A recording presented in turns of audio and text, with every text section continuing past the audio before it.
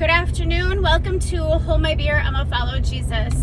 So in the words of Salt and Pepper, let's talk about sex, baby. Alright? So this may not be for little ones. And this is talking about sex in the institution of marriage. So when God made the world, we're talking back in Genesis, he looked at everything that he made and he's like, yeah, it's good. Then he made human, and he's like, now it's very good. And although that Adam had all the animals, all the birds, all the fish, God was like, it is not good for man to be alone. So he did what? He caused the man to fall asleep, and he took a rib out of him, and out of that rib he made woman. We're taken from his side. So we are supposed to be side by side, 50-50, 100-100, right? No one's better than the other, but without the other, we cannot function. So what does it say? They walked in the garden naked and felt no shame.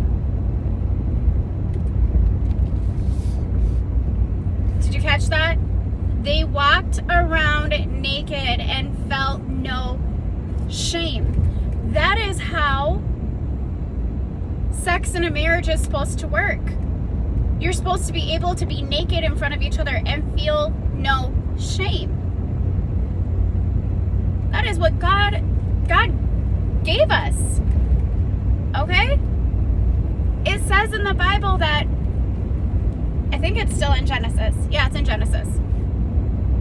That a man will leave his mom and dad, his family, and be joined with his wife, and they shall become one flesh. One flesh. That is the joining of bodies, okay? The joining of your bodies.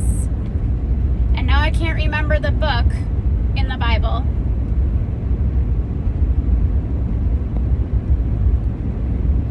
Oh my gosh. Sorry, I can't remember the book in the Bible that it says it. But it talks about how, wives, your bodies don't just belong to you anymore. They belong to your husband.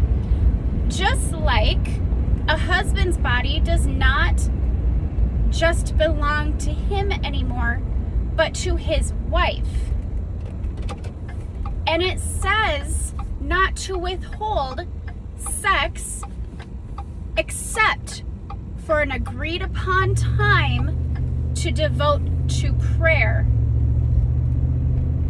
so that temptation doesn't rear its ugly head.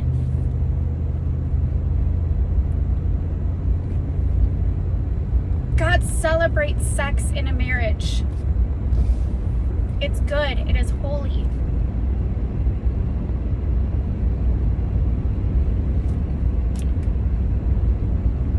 If God talked about it so much in the Bible, it's pretty important. And not just for making babies, but it is an intimate act. Oh. I'm gonna pause this video. I gotta go save a turtle. I'll be right back. Okay, turtle safe. Crisis averted. I don't run. Okay. But God talked about sex often in the Bible and the importance of it during marriage. Have you guys ever looked at Song of Solomon?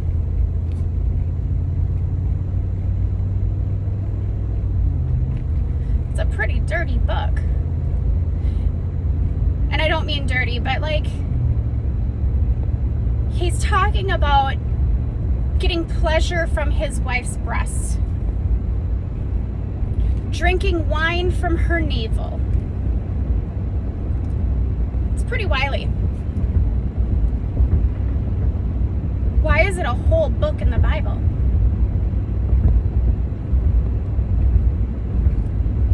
Because it's important. too many times it's like sex is dirty, save it for the one you love. It's not dirty. God gave it to us as a gift to enjoy each other. It's supposed to be a physical representation of the love and trust and intimacy that you have in a marriage. And intimacy isn't just physical, guys. It's opening up our hearts, our souls, our deepest feelings, thoughts, everything. Sex leads to soul ties. And in a marriage, your soul is tied in the heavenly realms. Sex isn't taboo.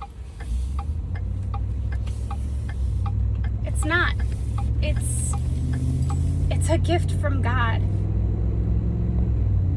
And if you understood how much detail that He put into the making of our bodies to enjoy sex in marriage. Like, do you understand how many nerve endings is just in the lady bits themselves? That is the most nerve endings in her body gathered in one place. If God designed it that way, it's pretty important.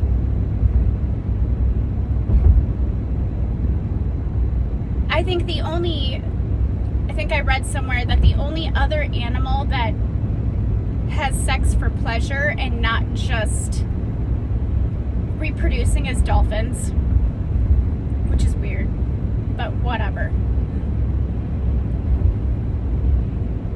But He gave it to mankind as a gift, as something to enjoy together, to be naked and feel no shame together, to be able to say, I like, I don't like, I want to try, I don't feel comfortable.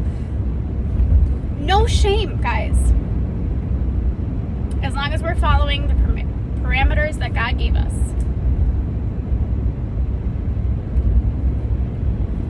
It's good. It's good. So as married believers in Christ, wives, sex is a part of your ministry to your husband. Did you know that? When we use it as a weapon, do this or you're not going to receive pleasure with me.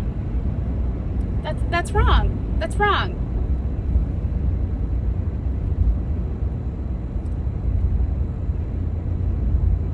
It's supposed to be given freely and enjoyed. So, can we shake off the shame? Can we shake off the taboo around it and learn to enjoy our spouse the way we're supposed to?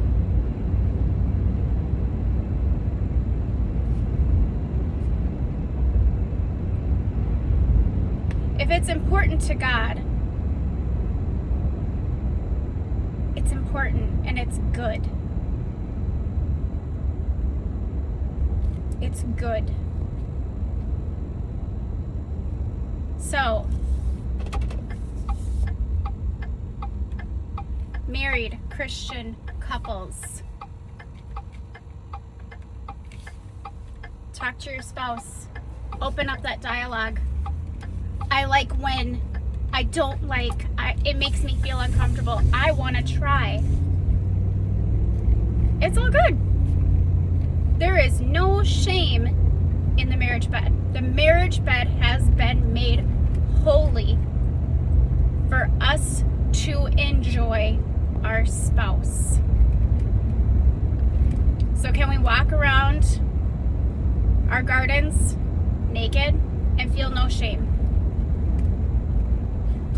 don't go outside to your gardens and walk around naked. That is a good way to have the cops called on you. So don't do that. When I say gardens, I'm talking about your bedroom. Your bedroom.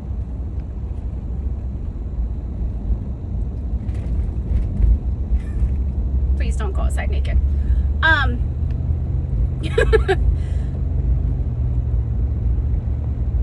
But it's funny that when we're sitting in church and they're like, all right, we're gonna have this message about sex, and everybody kind of gets a little nervous.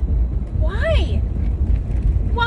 As long as it's in the constitutes of marriage and the parameters that God gave us, and between a husband and a wife,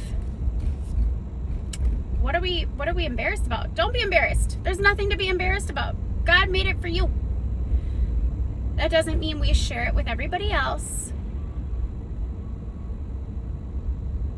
But I think that the church should stop feeling so embarrassed about it.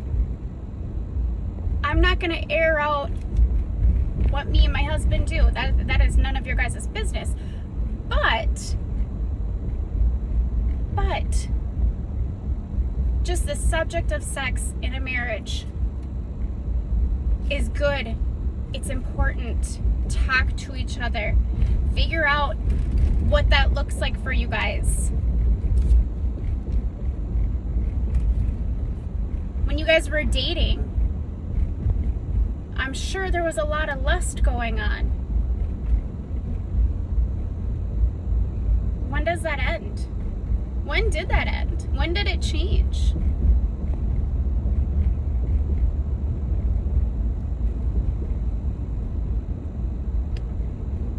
It's good.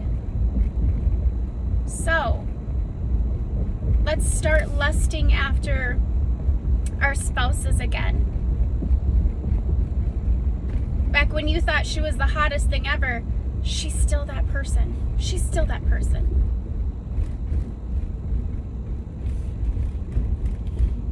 Back when you couldn't wait to wake up in his arms, he's still that person.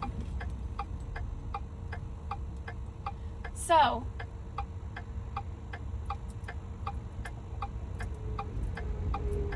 let's throw off the shame that the world puts on it.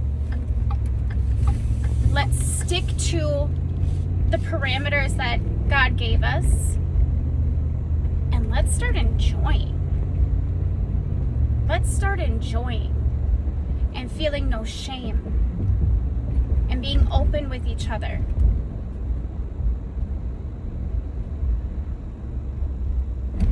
Because I promise it doesn't get any better than that.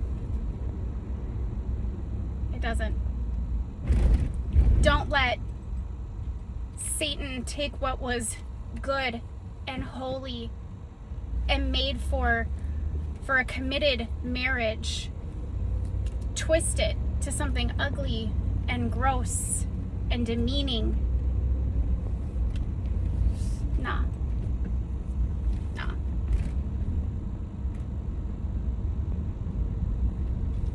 Start enjoying our spouses. Now, I know that maybe somebody's been hurt in the past in that area, and maybe that means that you're gonna need counseling and some time to heal, right? So let's even open up that conversation with our spouse.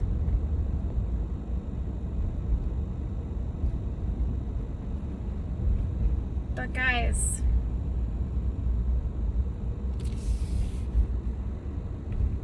God didn't put so many nerve endings in one specific place for it to be ignored.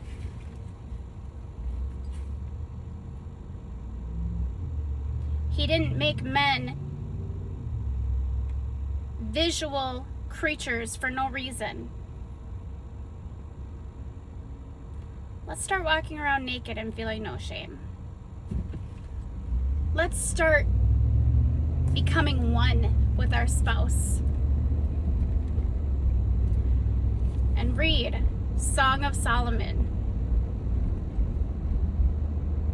Hey. Like, if there's a whole book in the Bible dedicated to it, boom, chicka, wow, wow. Sex in marriage is what God intended and what He made it so enjoyable for.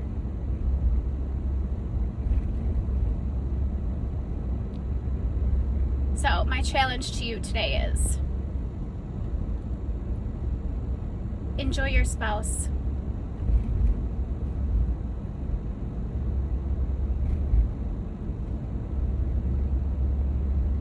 If you don't have a spouse yet, maybe don't enjoy, but enjoy your spouse. Let's throw off the shame about it. All right?